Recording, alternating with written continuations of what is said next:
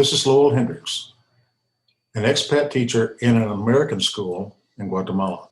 As I prepared this video, the U.S. House of Representatives is preparing for a second impeachment vote of a president now with a week left in his term.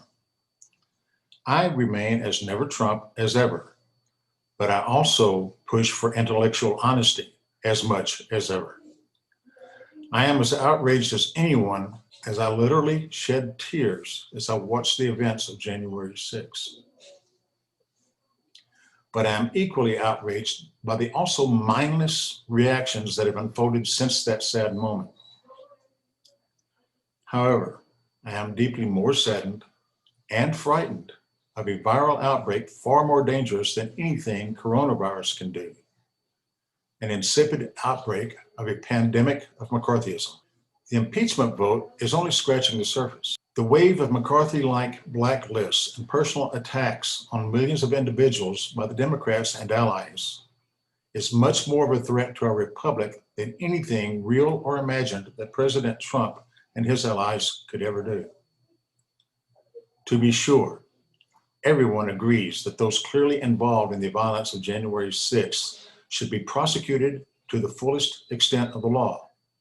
But just as clearly, the thousands present that did not commit any acts of violence, the millions that were not present are in no way culpable.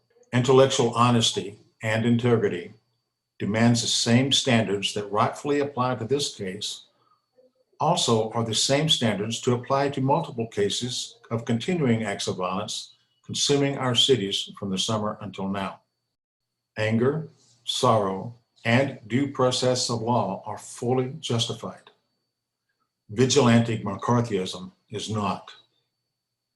I am not here trying to persuade anyone to change any existing opinions on policy issues, party membership, or support for any office holder or candidate. I am trying to get all of us to pause, take a long introspective breath, and then find a path out of this abyss. The U.S. Constitution is not liberal, nor is it conservative.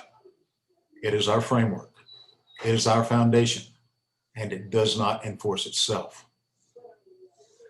The efforts of all sides to drain the swamp of the other side have created a situation where we're now wallowing in a cesspool of selfishness. After our breath, we need a new commitment from everyone to understand and follow our constitutional framework. In this, we need to replace the current picture of a shameful disintegration with the intended picture of a civilized people enjoying the blessings of liberty, equal opportunity, and protection under the law, working on compromises of method to resolve our differences. There are valid points on each side, and there are invalid points and methods to each side. These are difficult to resolve in normal times and impossible to resolve in these times.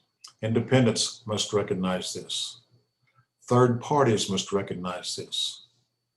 Republicans must recognize this. Democrats must recognize this.